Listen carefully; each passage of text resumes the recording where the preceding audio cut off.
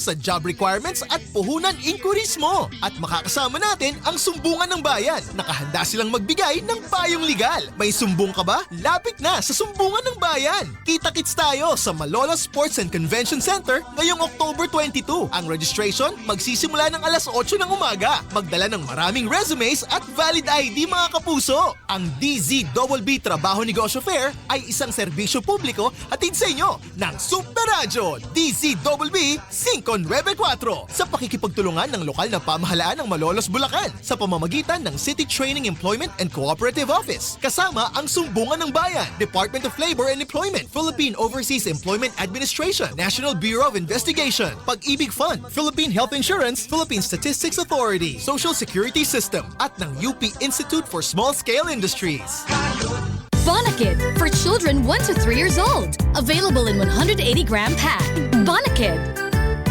The use of milk supplement must only be upon the advice of a health professional. The unnecessary and improper use of this product may be dangerous to your child's health. AO51CA number 013 series of 2019. DZBB Super Radio #1. Para po sa mga naghahanap ng trabaho, pati na rin sa mga gustong matuto sa pagnenegosyo. Ang DZBB Trabaho Negosyo Fair ay gaganapin sa October 22 sa Malolos Sports and Convention Center. Damihan ang bitbit na resume para makarami ng application sa job fair. Samantalahin din ang mga libreng seminars tungkol sa basic accounting, livelihood seminar at pagsisimula ng negosyo hatid ng UP Institute for Small Scale Industries. Makakasama rin natin ang mga government agencies na tutulong sa mga job requirements o puhunan inquiries mo. Makakasama rin ang Sumbungan ng Bayan. Nakahanda silang magbigay ng payong legal. May sumbong ka ba? Lapit na po sa Sumbungan ng Bayan.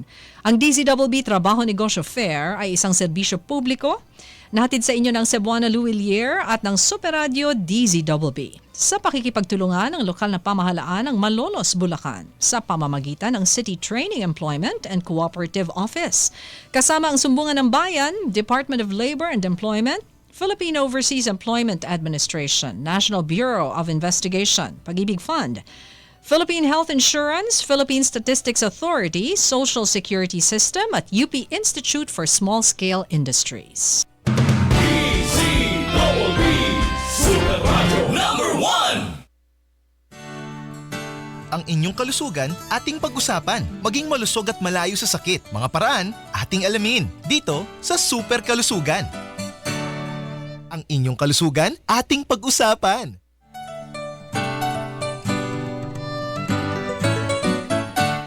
Good evening po mga kapuso, isa pong malusog na pagbati. Dito po sa Super Kalusugan, Tuesday edition. Ako po ang inyong lingkod Shirley Escalante. Pag-uusapan po natin ngayong gabi, isa pong very interesting topic. Dahil tayo po, karamihan sa mga Pilipino, mahilig po na, hindi mo mahilig, meron namang umiinom. Umiinom po ba kayo? Merong umiinom, merong nasosobrahan sa pag-inom. Pero naniniwala po ako, karamihan po sa mga Pilipino kayang uminom.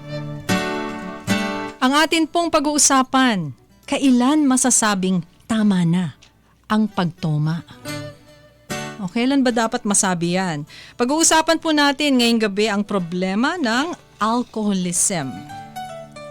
Alamin po ang mga paraan para makawala dito. Tila po sadyang mahilig tumoma ang mga Pilipino. Totoo po ba ito sa inyong pananaw? Alam niyo po, base sa isang pag-aaral ng Department of Science and Technology, Food and Nutrition Research Institute, DOST-FNRI, 55.7% ng mga Pilipino tumutoma. Mahilig pong mag-binge drinking. Lumabas din po sa pag-aaral, 64% ng mga umiinom, manginginom, lalaki. Mga babae meron din po, 31% ng mga manginginom. Yan po ang lumabas sa pag-aaral ng DOST-FNRI. Ano ba ang binge drinking, yung tinatawag na binge drinking? Maituturing ka ng binge drinker kung kumukonsumo ka ng sunod-sunod na 5 o higit pang inuming nakalalasing para po sa mga lalaki. Para naman daw sa mga babae, binge drinker ka na kung kumukonsumo ka ng magkakasunod na 4 o higit pang inuming nakalalasing. Ngayong gabi mga kapuso, sasagutin natin ang mga tanong, ano nga ba ang isang alcoholic? Kailan nagiging problema ito?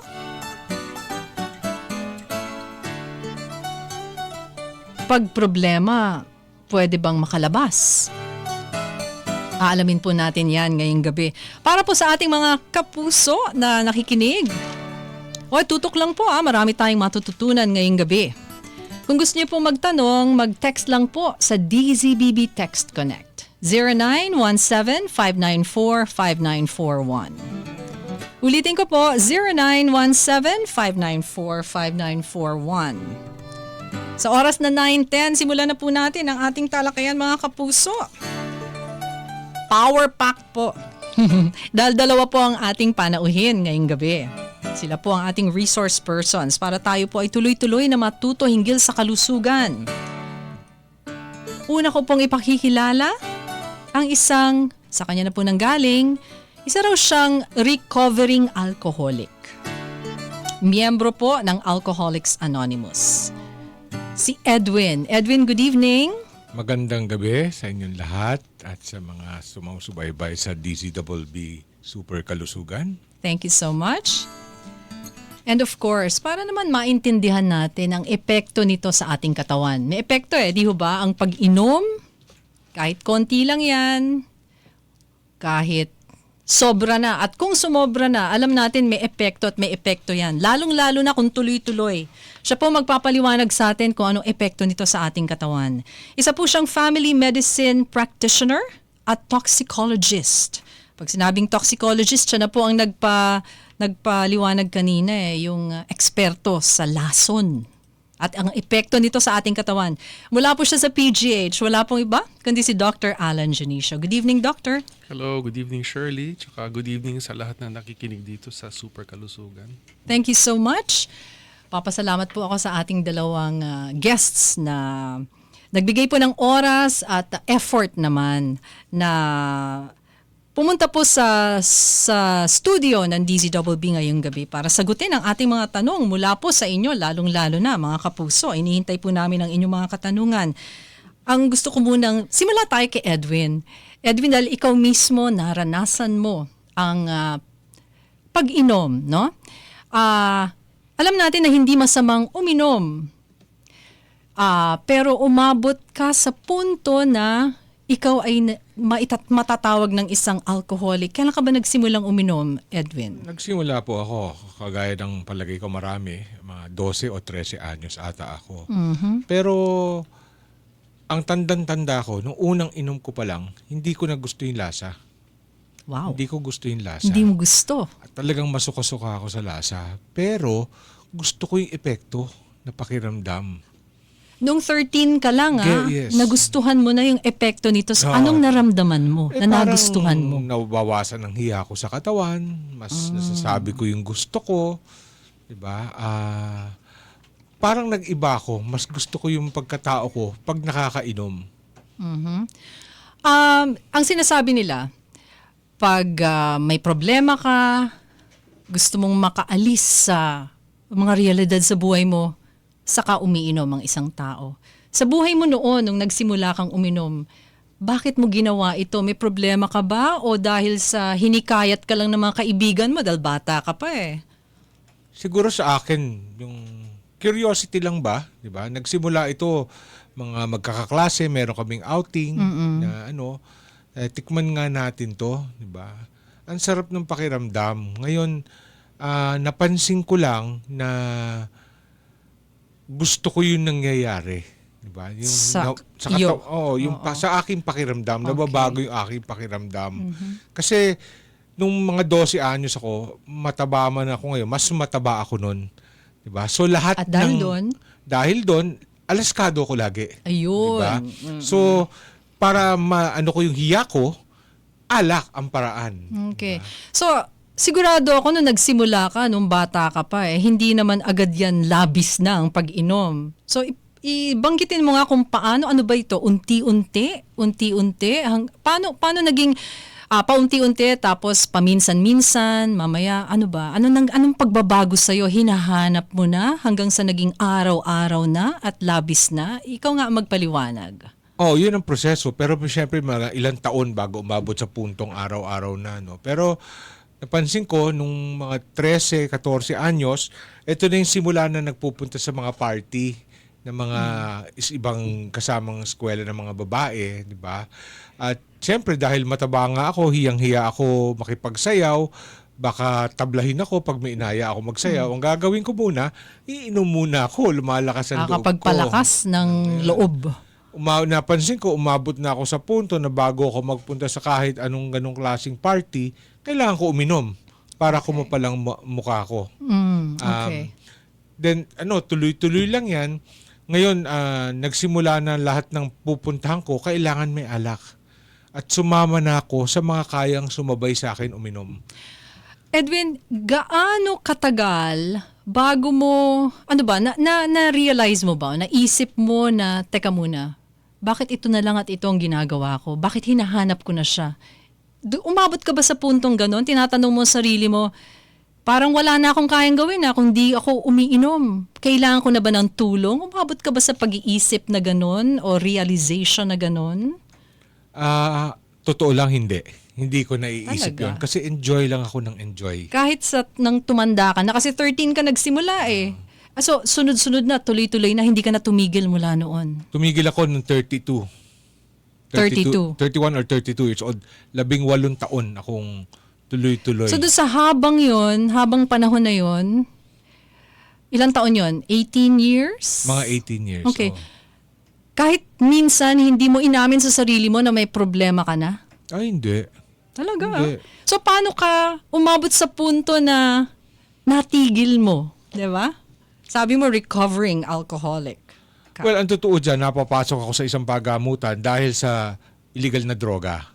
Okay? Nung Nagdodroga ka? Oo. Nung Then? pagamutan ako, sinabi rin sa akin, hindi ka na rin pwede uminom. Siyempre, pasok sa isang tenga, labas sa kabila, di ba? Talaga?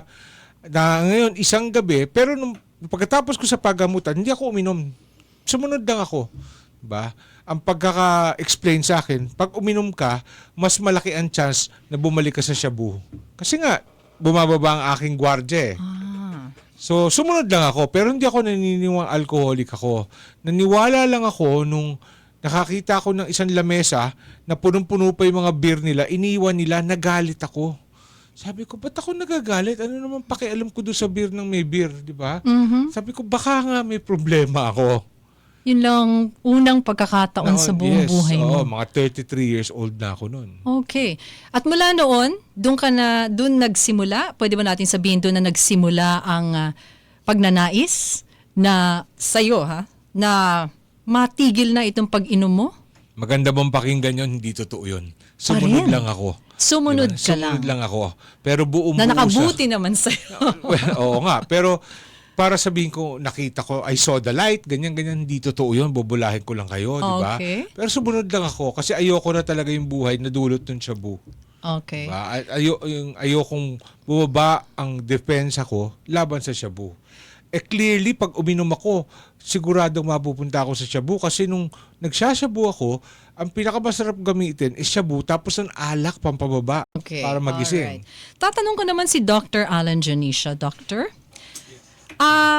matatawag po bang isang sakit ang alcoholism? Yan ang attitude ngayon ng mga doktor, no? Hindi siya ang tingin nila chronic illness ito. Chronic illness. Kasi Ano talagang ibig sabihin merong- ng chronic? Ibig sabihin, mahabaan to, no? In fact, yung view nga dun sa Alcoholics Anonymous, habang buhay ito, no? And may punto sila ng konti. Kasi sa totoo lang, pagka paulit-ulit kang umiinom, or gumamit ng shabu, or gumamit halimbawa ng marijuana, or some other drugs of abuse, may pagbabago sa utak na nangyayari. No? Sa inyo na po manggaling, kasi okay lang naman uminom eh. 'Di ba? Within limits. Yun na nga eh. Oo. So, sa anong punto natin masasabi na may problema na ang isang taong umiinom? O abusado na ang isang taong umiinom? Ang titingnan mo doon, hindi yung amount. No? Ang titingnan mo doon, yung epekto sa buhay. No? Meron mga iba kasi na maraming iniinom pero functional naman, no? Okay. Meron mga iba naman, konting inom lang, ang gulo-gulo na ng buhay nila. Okay. So nasa epekto sa buhay 'yon. So, nasa control mo sa sarili mo. Pwede natin sabihin? Yes, to some extent, no? So, yan ang titingnan. Kasi maraming criteria for substance use disorder. Okay. Yan ang tawag nila dun eh.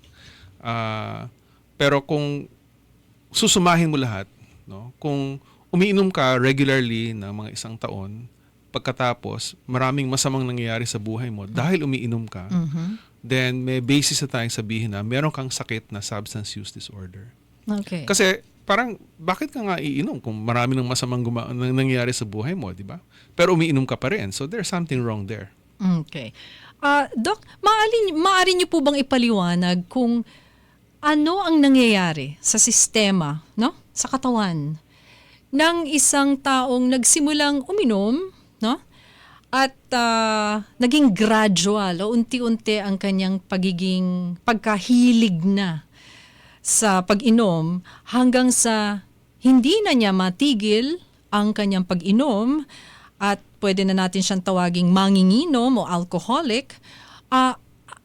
Meron bang pagbabago sa physiological state ng isang tao, sa katawan? Bakit nagkakaganon ang isang tao? Para lang maintindihan din natin ang epekto nito sa ating kalusugan. Well, una, pag-usapan natin yung pagbabago sa utak.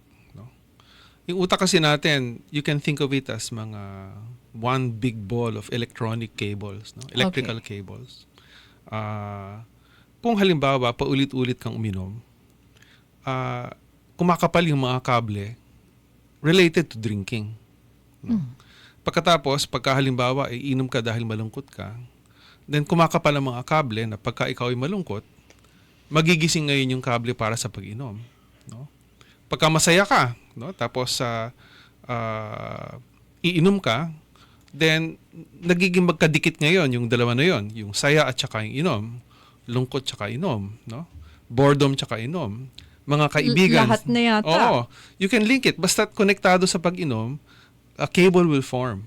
Now, pagka inulit-ulit mo yan, yung kable na yan, kakapal ng kakapal. Such that, pagka halimbawa, nandun yung stimulus, okay? Halimbawa, mga kaibigan nag-iya, agad-agad kang mag-yes. Okay. Inom. No? Yung mga iba, mag-iisip muna, iinom ba ako o hindi, pero ikaw kasi makapal ng kable, automatic, yes ka agad yan. Meron tayong sistema sa loob mismo na nadidevelop yan. And ito yung interesting dyan. Itong mga kable na to that develop in the brain, hindi ito nawawala. Ano pong ibig niyo sabihin sa hindi nawawala? Hindi na Ibig mawawala sabihin, sa buong buhay? Ibig sabihin, halimbawa, okay, meron kayong merong mangiinom, no? Na abusive yung kanyang pag-inom. And then titigil siya, no? Sabihin natin for 10 years tumigil siya. Pagka hindi siya nag-iingat at na-expose na naman siya doon sa mga triggers niya, sasabihin niya, siguro inom ako once, no? Konti lang naman. Gigising na naman yung mga kable na yan. And he will find himself drinking, kung halimbawa, nakakalabindalawa siya, when he stopped, pag nagsimula siya uling umino, ang bilis-bilis na umabot na naman sa 12. So it took him 20 years para maging 12 bottles. After he relapses, kasi gumising yung kable, in a short time, 12 na naman ang iniinom niya. Tapos baka sobrahan pa niya. So kailangan maging maingat ang mga recovering alcoholics, no? O recovering na mga manginginom sa posibilidad na posibleng bumalik. Right. Habit po ba ito, Doc? Habit? Well, in fact, when you think of yung cable sa brain na kumakapal, ganyan, that's how habits form.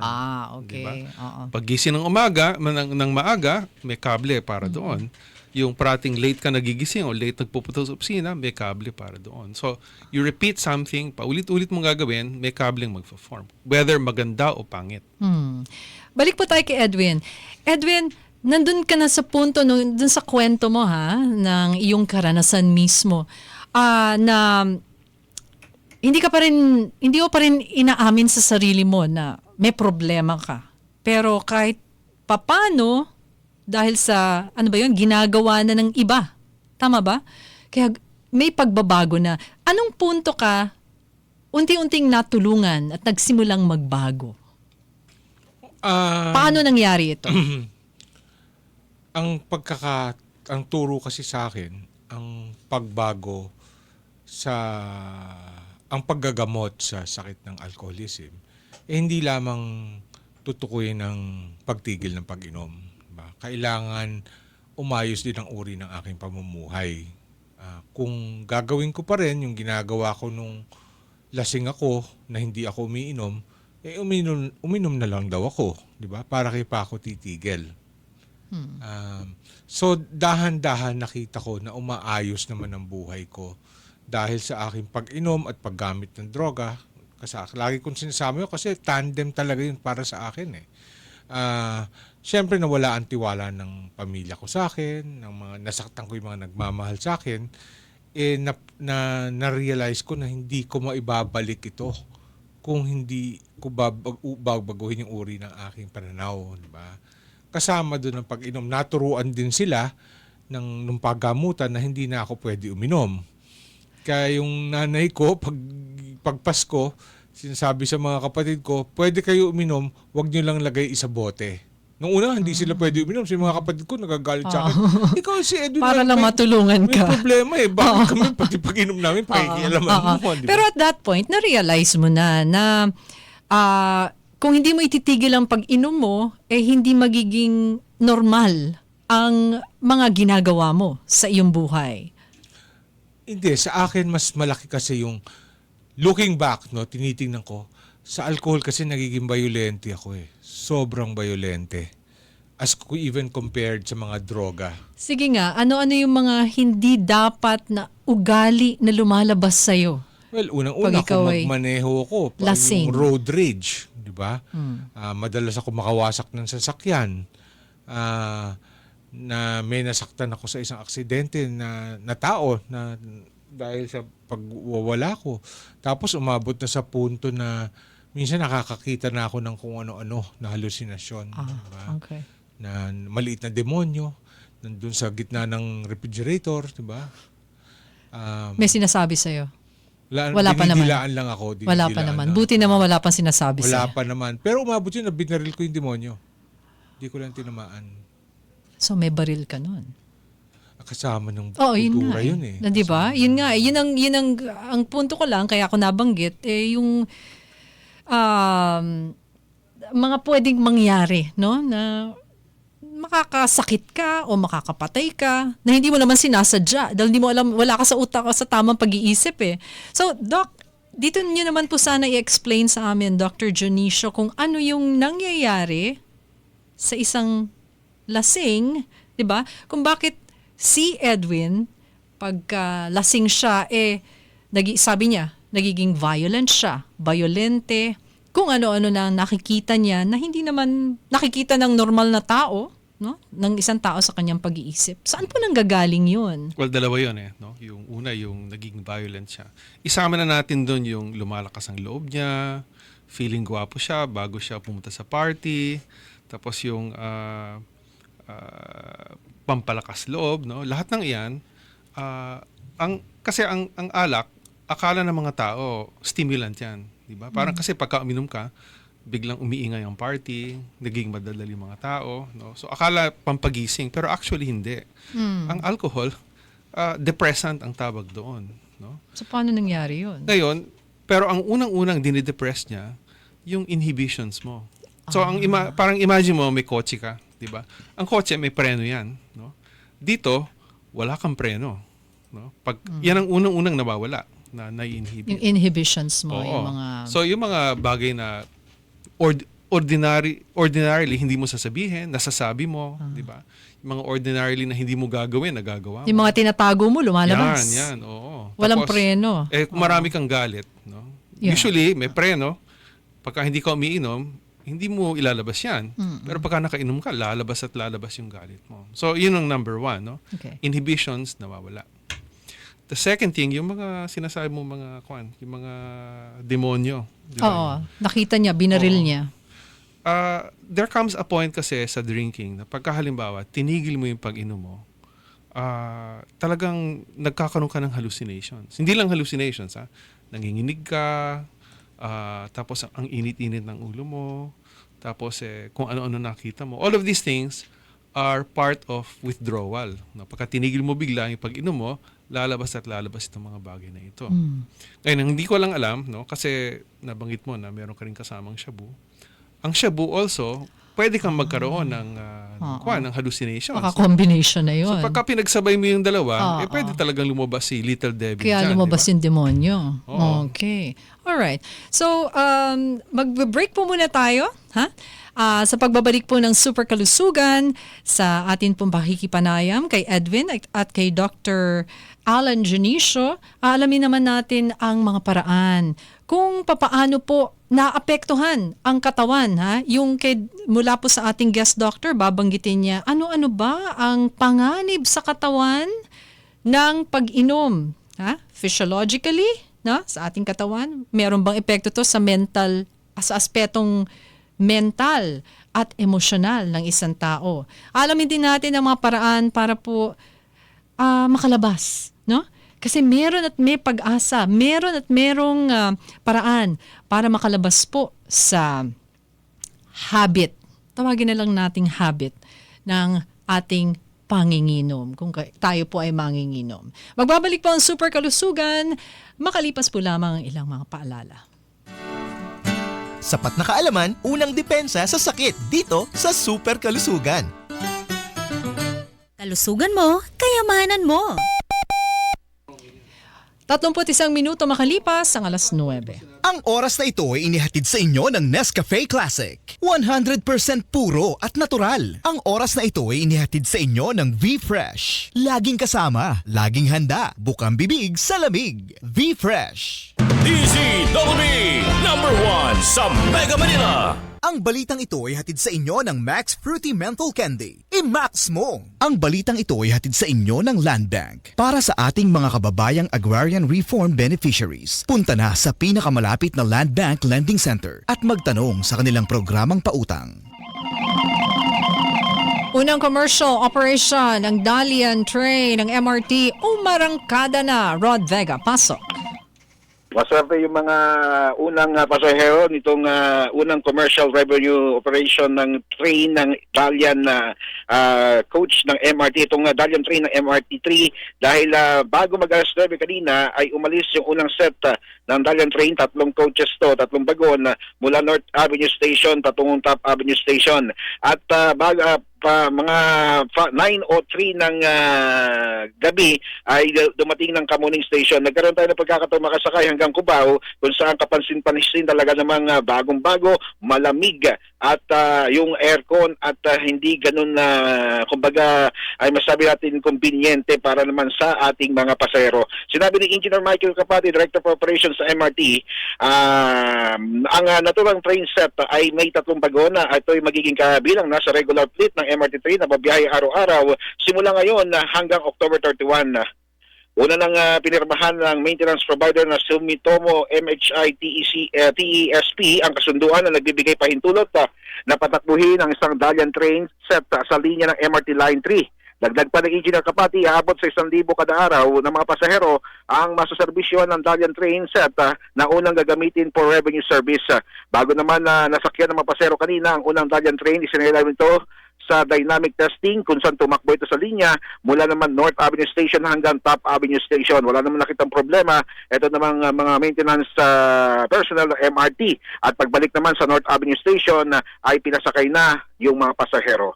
Ang inyong kapuso, Rod Vega ng GMA Radyo, DCWB. Ang balitang ito ay inihatid sa inyo ng Max Fruity Menthol Candy. I-max mo! Ang balitang ito ay inihatid sa inyo ng Land Bank. Para sa ating mga kababayang Agrarian Reform Beneficiaries, punta na sa pinakamalapit na Land Bank Lending Center at magtanong sa kanilang programang pautang.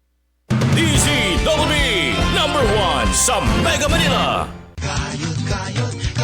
May sumbong ka ba? Dahil sa October 22, makakasama natin ang Sumbungan ng Bayan Team. Sila ay handang makinig at tumulong sa inyo. May kasama rin silang mga abogado na makapagbibigay sa inyo ng payo kung kayo ay may problema sa lupa, kasal at iba pang problemang legal. Sugod na sa Malolos Sports and Convention Center, Malolos, Bulacan sa October 22. Ang registration ay magsisimula ng alas 8 ng umaga. Libre po ang event na ito at open para sa lahat. DZWB Trabaho Negosyo Fair. See you there, kapuso! Bonakid for children 1 to 3 years old. Available in 180-gram pack. Bonakid. The use of milk supplement must only be upon the advice of a health professional. The unnecessary and improper use of this product may be dangerous to your child's health. AO51CA number 013 series of 2019. Hanap mo ba ay trabaho? Baka naman gusto mo rin ng kaalaman sa pagninegosyo. Kapuso, DZBB Trabaho Negosyo Fair ang serbisyo publiko na para sa'yo. Magdala ng maraming resumes dahil daang-daang trabaho ang handog ng mahigit sa 60 kumpanyang kalahok. Samantalahin rin ang mga libreng seminar na makakatulong sa pagsisimula at pagpapalago ng inyong negosyo. Hindi magpapahuli ang iba't ibang ahensya ng gobyerno na pwedeng makatulong sa job requirements at puhunan inquiries mo. At makakasama natin ang sumbungan ng bayan. Nakahanda silang magbigay ng payong legal. May sumbong ka ba? Lapit na sa sumbungan ng bayan. Kita-kits tayo sa Malolos Sports and Convention Center ngayong October 22. Ang registration magsisimula ng alas 8 ng umaga. Magdala ng maraming resumes at valid ID mga kapuso. Ang DZBB Trabaho Negosyo Fair ay isang serbisyo publiko hatid sa inyo ng Cebuana Luwilier, Maynilad at ng Super Radyo DZBB 594 sa pakikipagtulungan ng lokal na pamahalaan ng Malolos, Bulacan sa pamamagitan ng City Training Employment and Cooperative Office. Kasama ang Sumbungan ng Bayan, Department of Labor and Employment, Philippine Overseas Employment Administration, National Bureau of Investigation, Pag-ibig Fund, Philippine Health Insurance, Philippine Statistics Authority, Social Security System at ng UP Institute for Small Scale Industries. DZBB Super Radio number 1. Sapat na kaalaman, unang depensa sa sakit dito sa Super Kalusugan. Ang inyong kalusugan, ating pag-usapan. Nagbabalik po ang Super Kalusugan, mga kapuso, sa oras na 37 minuto makalipas ang alas 9 ng gabi. Ang ating pong pinag-uusapan ngayon, kailan masasabing tama na ang pagtoma? Atin pong nakakapanayam sa ating programa si Edwin ng miyembro po ng Alcoholics Anonymous at ang isa pong family medicine practitioner at toxicologist ng PGH, si Dr. Alan Junicio. Dr. Junicio, banggitin niyo naman po sa amin ngayon ang epekto sa katawan ng sobra o labis na pag-inom ng alak. Maraming naapektuhan dyan sa katawan. No? Okay, unang-una yung atay. No? Nasisira yung atay. Nagkakaroon ng tinatawag na liver cirrhosis. Yung puro peklat na yung atay mo. Pangalawa, bumababa yung resistensya mo sa impeksyon. No? Tapos yung mga impeksyon na dumarating sa mga matagal nang umiinom, ibang klase, talagang ang tatapang. No? Pwede mo ikamatayan. Pangatlo, puso. No? Pwedeng humina yung puso. Pwede kang magka-alta presyon. Pwedeng mabutas yung tiyan mo, magkaka-ulcer ka. Dok, halos lahat Pwede na kang yata. magkaroon ng stroke. Okay? Halos lahat nga. Pero ang pinakamasama, kasi itong mga ito na nabanggit ko, matagal pa yan bago ka mamatay dahil dyan sa mga bagay na ganyan. Ang talagang nakakamatay ng maaga ay yung epekto sa utak. No? Ano po yan? Hindi sa utak, kundi sa pag-iisip. Kasi pagka nakainom ka, yung judgment mo nagbabago. Yung mga bagay na hindi safe, akala mo safe, no? Kaya yung usual na ikinamamatay ng mga tao na umiinom ng alak, stab wound, yan, vehicular accident, nabugbog, gunshot wound, napaaway, yan. No? Yan Wala ang na mga- siyang tamang judgment no? wala At na, malakas wala. pa ang kanyang loob. Mm. Oo, tanggal ang kanyang inhibitions. Marami na po tayong natatanggap, Dr. and Edwin, atin po mga kapuso, ng mga katanungan mula po sa ating mga texters, tagapakinig. Natatanggap po namin. Thank you so much po. Mayroon isang nagpadala dito, Dr. Tanong ko po, kulang po kung paano maiiwasan ang pag-inom ng alak sa araw-araw. Kasi sa tingin ko ito, kasi ako, gin ang iniinom ko. Baka depende na ho sa inyo kung sino po makakatulong o makakasagot itong tanong na ito. Well, pag-usapan muna natin, ano ba yung quote-unquote healthy na pag-inom? Okay? Unang-unang, sinasabi ng mga doktor, kung hindi ka umiinom, wag mong simulan. Aha. Okay? Pero kung umiinom ka na, ito yung limits, no? Okay, ito para sa mga Amerikano, para sa Eurasian, para sa Europeans, no? Na malalaking tao. Ang sabi nila, huwag kang lalampas sa 2 standard drink sa isang araw. Ano po ang standard yan, drink? okay. Yung standard drink, number 1, yung regular na bote ng beer, 2 lang. Okay? yung shot glass ng gin. Gin ang sinabi niya. Gin, mga hard, 2 shot lang yan. Pero yung shot nila, yung maliit, hindi yung mga shot ng Pinoy na kalahating baso. Hindi, marami yon. Okay? Actually, mga 30, 40 ml lang yung. Parang 2 kutsara lang. No? Two of those shots. Or 2 glasses of wine, yung regular glass ng wine. Yun lang. Huwag ka nang lalampas doon. Okay ka. Baka may health effects. Baka may healthy effects pa yan. Pero pagka lumampas ka na, parang nakikipagsapalaran ka na. Doon po tayo sa healthy effects. Short and sweet. Ano po ang healthy effects nito sa katawan? Well, ang findings kasi doon sa mga countries where umiinom sila ng alak as part of their culture, di ba? Madalang yung heart problem doon. Pero maraming liver problem naman doon.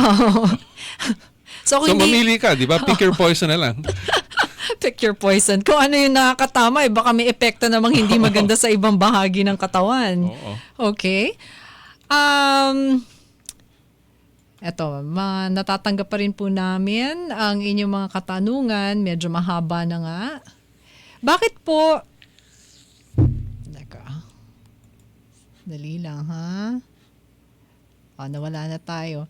Pero, Doctor, nabanggit nyo na rin, pwede rin itong mabilis na, pwede rin maging dahilan para hindi lang sa sakit, no? Ang epekto nito sa katawan, pwede ring mapabilis ang pagkamatay. Yun ang itatanong ko na sana, no? Kung maaring umabot sa punto na mamamatay ang isang tao dahil sa pagiging sobrang manginginom. In fact, yun, lahat ng mga conditions na nabanggit ko, plus itong mga aksidente, plus, okay, ito pa, naalala ko, sa Boracay, there was this place na paramihan ng inuman doon. No? Tapos pagka naka-record ka na ikaw ang pinakamalakas uminom at that point, masusulat. Parang may Hall of Fame sila. Nako, yan ang delikado. Okay? Kasi as with everything, no, pagka nasobrahan ka, iyan ang pwede mong ikamatay right away. Okay? Kasi parang lason siya no? So pwede siya maging lason sa katawan. Yes. Okay. Edwin, ano naman ang maipapayo mo sa mga gustong tumigil sa pag-inom, no? Ano ang first step bilang isang miyembro ng Alcoholics Anonymous? Doon na tayo, no, sa paraan kung paano naman matutulungan ang mga gustong tumigil na sa pag-inom. Well, unang-una, kailangan gustuhin ng tao mismo, no, na tumigil. Nakakalungkot, madalang 'yon. Madalang mangyari 'yon. So kagaya na rin sa sarili mong karanasan, no? Oo, madalang mangyari 'yon. So ang ini-encourage namin yung mga pamilya na gawa ng paraan, 'di ba? Paano 'tong paraan na 'to? Pangalagaan, unahin nila yung kapakanan ng kanilang sarili. Diba? Halimbawa, yung asawa mong lasenggo, medyo hindi na maganda ang trato sa'yo, huwag mong tanggapin. Diba? Kung mananakit, ipabarangay mo. Diba? Hindi yung nakakahiya naman. Sa kultura kasi natin, pero tatago. Paano mo gagawin yun? Hindi nga inaamin ng mga lasinggero, ng mga alcoholics na may problema sila. Sila lang naman ang hindi umaamin. Kitang-kita naman ng mga tao. Medyo parang puwersahan ito di ba? Na pwedeng maging violent, no? Pwede. Mas magkakasakitan, di ba? Mapipilitan.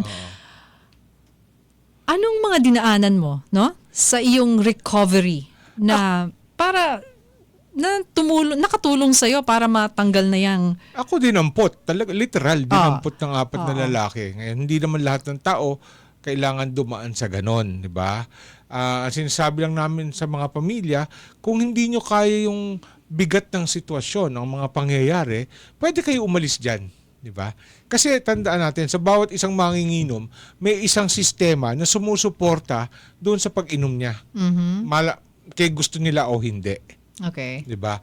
Halimbawa, umuwi yung lalaki, may suka, pagdating sa bahay, lasing na lasing, nasuka, or nalulunod sa suka niya, sino naglilinis? Si Mrs. Diba? Sino nagluluto ng mainit na lugaw or kung ano man? Diba? So, ang dating sa isang lasinggero ng kagaya ko, okay lang naman, pinagawa pa ako ng goto eh. So kung hindi rin mako-convince ang isang taong manginginom na dapat na niyang tulungan ang sarili niya, dapat gumalaw. Gumalaw ang mga taong nagmamahal sa kanya. May malasakit para matulungan siya tungo sa pagbabago. Pero ano yung first step na yon? Saan siya pwedeng dalhin? Well, kailangan niya maamin unang-una na siya lang mismo na may problema na to, 'di ba? Tapos, meron kaming pulong-pulong halos araw-araw na mga pumupunta rito, mga taong gusto lang magbago. Matagal na panahon, ako ang tagasagot ng telepono ng Alcoholics Anonymous. Ang madalas tumatawag sa amin, yung mga naapektuhan, yung pamilya. Paano niyo ba tutulungan yung mahal ko sa So buhay? yun, paano ginagawa? Ma'am, hindi po namin trabaho sa Alcoholics Anonymous yun. Kailangan po umabot siya sa punto na gusto niya. Di ba? Diyan papasok yung doctors din, no? Okay. Kasi ang mga napapansin ko, pareho yung mga lumalapit sa akin, hindi yung alcoholic. Ang lumalapit sa akin yung pamilya kasi sila yung hirap na hirap na. No? Tapos diyan papasok kayo yung sinasabi ni Edwin na kinakailangan dapat ang jargon doon, you have to draw boundaries with the addict.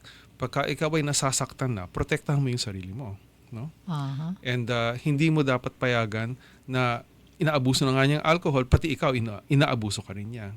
No? So, pero ang hirap, madaling sabihin, pero mahirap gawin. totoo, di ba? Paano mo dadalhin yung katawan ng isang tao? O paano mo siya ipupush, pipilitin, di ba? Na makipag-usap ka sa grupong 'yan ng Alcoholics Anonymous, sumama ka diyan, di ba? Halos pilitin mo di ba? Kumbinsihin, ano? Hindi po mangyayari yun. Okay? Hindi po Paano mo nga matutulungan yung naging experience namin is pagka nalaman ng family na ito pala yung sakit, na ganito pala siya, and then usually kasi hindi nag-uusap-usap yung mga family members. They're all suffering by themselves. No? Yeah. Tapos, syempre, ayaw din nilang aminin na may problema yung kanilang asawa o may, yung anak nila. Pero pagka nag-usap na sila sabay-sabay, maglalabasan na yung mga kwento na yan. Then they'll realize how bad things are. At pwede na silang magtulungan. And at that point, then they'll start to say, kinakailangan tulungan na natin. Then pwede na sila mag-usap, saan natin siya dadalhin, paano natin siya papadamputin, di ba? Paano natin siya kukumbinsihin? How do we put pressure on him para mag-recover? Okay. Pero mahabang proseso yan. Maya-maya po, bago po tayo magtapos sa programa, mga kapuso, babanggitin po ni Edwin kung ano ang number na pwedeng tawagan para po naman sa mga gustong tumigil sa kanilang pag-inom, na gusto nang humingi ng tulong, kahit po sa mga kasama sa bahay, mga mahal sa buhay, kaibigan, mga nagmamalasakit ng mga taong alam po natin alcoholic na o manginginom at nangangailangan na talaga ng tulong, kung saan sila pwedeng dumulog, pumunta o tawagan. Maya-maya po babanggitin yan. Dr. Junicio and Edwin, si June Ramos po ng Zaragoza ang tanong kung bakit po yung pinsan niya kapag hindi po siya nakakainom ng 2 araw para pong takot na takot at nagtatatakbo. Bakit po kaya ganon? Yan ang tinatawag, malamang ang nangyayari sa kanya is nakakaroon na siyang withdrawal symptoms. Ano po ba ang withdrawal Yung symptoms? katawan mo kasi, sanay na may alak, pati yung utak mo, sanay na may alak. Pagka tinanggal mo yung alak na yan, hahanap-hanapin ngayon ng katawan mo yan. Hahanapin din ng utak mo. Tapos parang pagka hindi ka nakainom, hindi na normal ang pag-iisip mo.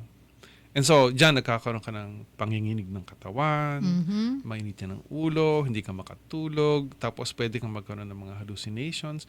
Yung kinikwento niya, parang malamang meron siya nakita na nakakatakot. No? And all of these things are happening kasi wala nang alak sa utak mo. No? So malamang withdrawal symptoms. Oo. Yung nag-text po sa atin kaibigan lamang na nagmamalasakit, so yun po ang dahilan. Yun ang explanation kung bakit ganun po yung delikado yan ang behavior. withdrawal kasi the worst that can happen sa withdrawal is magkumbulsyon yung pasyente. Paano po matutulungan ng mga mahal sa buhay ang isang tao na recovering at dumadaan sa withdrawal symptoms? 'Di ba? Anong klaseng suporta ang dapat na ibigay? Well, ang ano po dyan is, pinakamalaking suporta magagawa dyan is sabihin lang dun sa tao na kailangan tumigil ka. Kailangan matigil itong nangyayari. So habang na-i-experience siya yung withdrawal, siguro mapag-uusapan nila yung mga pakiramdam. Kasi madalas ang pag-uusapan natin mga ideas eh. Diba? Pero kung ang isang taong na dumadaan sa withdrawal process, ang kailangan yan kasiping, katabi, Kasangga. kasangga, di ba? Kasama. Na hindi magsesermon, Kapuso. hindi siya mumurahin, di ba? Na So, maiintindihan Oo, na may sakit siya. dagdag, doble, triple, quadrupleng pagmamahal at pag-intindi. Oo. Parang ano nga, di ba? Pag ang isang mahal natin sa buhay nagka-cancer, aarugain natin Agapay. hanggang umayos. Diba? Hindi Yes. natin ipuput down. I-judge, no? I-judge. Hahatulan. Pero mahirap gawin yun kung nasaktan ka na nitong taong ito eh, di ba? Kaya nga. So, saan mo huhugutin yung Medyo. dagdag na pagmamahal Oo, medyo. at pag-intindi? Pero yun at yun, Yes, Edwin, yes. ang sinasabi mo. And then, pagka nagwi-withdrawal, gagawin mo lahat yan sa loob ng ospital. Kasi Yes, doctor. kinakailangan ng treatment Additional para sa information. withdrawal. No? Dahil nga pwedeng delikadeng withdrawal. Oo eh. So he has to be hospitalized, Yeah. maybe initially, Baka para makakatulong mabigyan ng yan. gamot para matanggal yung kanyang withdrawal symptoms. Para na rin sa kabutihan ng taong dumadaan sa withdrawal symptoms dahil siguro nanginginig siya, anxious siya, 'di ba? He can Pinapawisan. be a danger to himself, ha? Oo, Lalo na pagka true. may hallucinations. Oo, totoo. At hindi lang po yun, syempre yung pwede rin niya ring magawa na hindi mabuti sa mga tao sa kanyang paligid. Alam mo, doon sa Poison Center namin, mas takot kami sa alcohol withdrawal kaysa doon sa withdrawal from shabu. Bakit po? Kasi sa shabu, kain tulog lang yan eh. No? Pagka Talaga? tapos na yung tama mo, tutulog ka, kakain ka, mainit ang ulo mo. Pero yun lang. Ang problema doon sa alcohol, yun, pwede mag-convulsion. And pagka meron kaming namamatayan na pasyente na substance abuser, alcohol usually yun. Wow. Kasi hindi namin mahabol yung kanyang withdrawal. It's too severe. Nako, ayan na po, nanggaling na po sa isang doctor, sa isang toxicologist, sa isang eksperto sa lason sa katawan, na maaaring idulot ng sobrang pag-inom, no? Kadalasan. Paano niyo po kino-contain, tinutulungan yung mga alcohol na pumasok sa alcohol abuse, no? Paano nyo kino-contain, tinutulungan, in-injectionan nyo ba? Nilalagay nyo sa straight jacket sa ospital? Paano nyo po kino-contain? Pagka halimbawa napasok na siya because of alcohol withdrawal, edi pasok siya sa hospital, and then that's an opportunity na pagka okay na yung kanyang withdrawal, nakakapag-isip na uli siya, then we call in yung aming colleagues na psychiatrist or we call in an addiction counselor para kausapin siya. At the same time, ideally, may kumakausap din sa pamilya. Okay. Kasi ang experience namin is, pagka maganda na yung pakiramdam niya, in the beginning, sabi, ayoko na, hindi na ako inom. Pero pagka maganda na yung pakiramdam niya, parang, siguro pwedeng uminom kahit konti, di ba? Kokontrolin ko na lang. And that's where the family has to step in and say, hindi na pwede. Na-hospital ka na. Malaki na yung ginastos natin. Mauulit yan. Kinakailangan. Kung kulang yan, meron ding mga programs na araw-araw, half day, pupunta ka doon, para ka nag-aaral. But there has to be some form of rehabilitation para doon sa alcoholic. Okay. 6 na minuto na lang po ang natitira sa ating programa. Pag-usapan naman po natin yung pag-asa. Pag-asa, may pag-asa, yung positibo namang nangyayari sa isang taong natulungan na makalabas sa problema sa pag-inom sa kanyang buhay. Sa inyo pong karanasan bilang isang miyembro ng Alcoholics Anonymous, Edwin, matatansya mo ba, mailalagay mo sa porsyento ang mga success stories naman ng mga natutulungan, ng mga gusto, buong loob at gustong tulungan ng sarili o tinutulungan ng mga mahal sa buhay at nagiging matagumpay naman ang paglabas sa problema? Kasi di ba kagaya na naikwento ko kanina, bukod sa maging miyembro ng Alcoholics Anonymous, I'm also a trained counselor, di ba? ang data dyan sa success rate is hindi masyado mataas. It's below 30%. Ang success rate, ang parameters ng 30% na yun is 1 year clean and sober after treatment. Yun yung Diba? 30%. Yun yung 30%. Hindi maganda, hindi masyadong mataas, pero yun ang totoo eh. Okay. Diba? Ngayon, sa pag-asa, sa aking experience, ang alam ko nung araw, wala na akong pag-asa. Or ang totoo man, hindi ko na gusto ng pag-asa. Diba? Okay na. Okay Hindi mo na yun gusto. Hindi ko na gusto. Okay ka na dyan. Okay na ako sa ganito. Diba? So yung 12 hakbang ng na tinatalakay namin sa Alcoholics Anonymous, yung pangalawang hakbang pa lang, itinuturo na kami sa isang Diyos na naiintindihan namin. Na hindi religious. Okay. Na spiritual na, ang tawag nga namin yan is isang higher power. Diba? So, nakakatawan mapakinggan yung sakit ko ng alcoholism, naging paraan makakilala ako ng Diyos na komportable ako. Okay. Hindi yung Diyos na pinakilala ng magulang ko sa akin nung pinanganak ako. And then, yun, tuloy-tuloy lang, pinaubaya ko na sa Diyos yung aking buhay. Diba?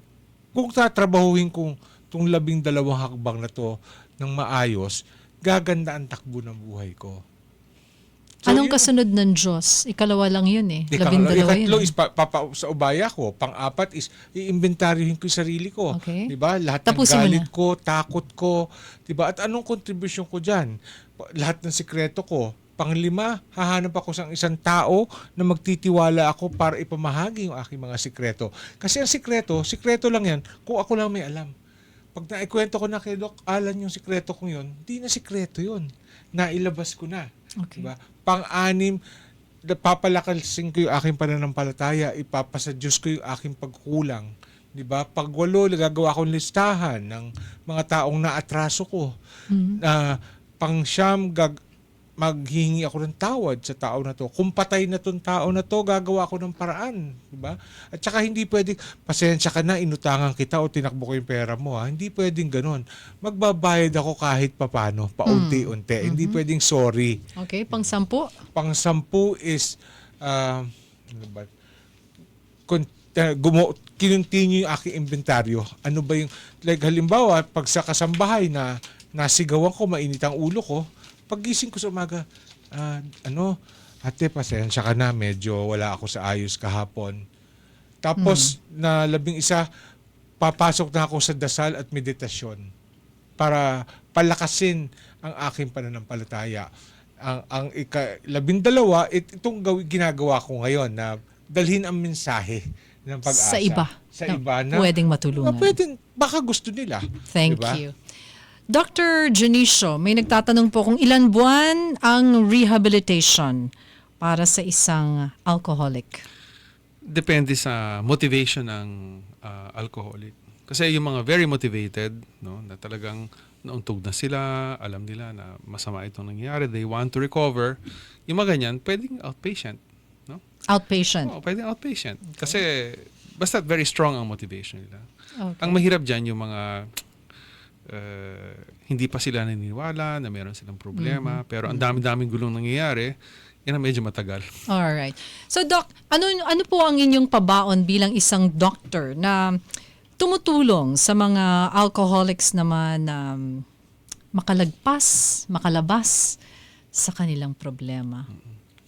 Well, I think balikan natin yung healthy drinking, di ba?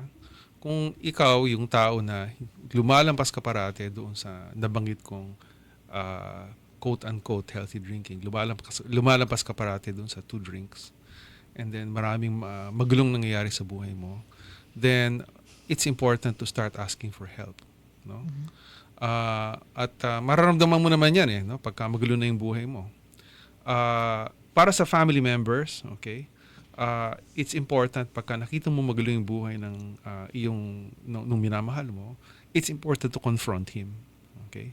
And not only that, pero it's important na maghanap kayo ng isang paraan para maipasok siya dun sa isang programa that can help him.